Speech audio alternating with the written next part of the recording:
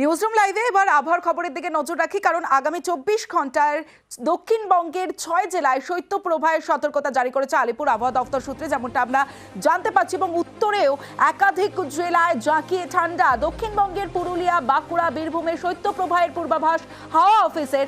স্বাভাবিকের থেকে 4 থেকে 5 ডিগ্রি নিচে নামবে তাপমাত্রা উত্তরবঙ্গের একাধিক জেলায়। মঙ্গলে ফের বৃষ্টি পশ্চিমের কয়েকটি জেলায়।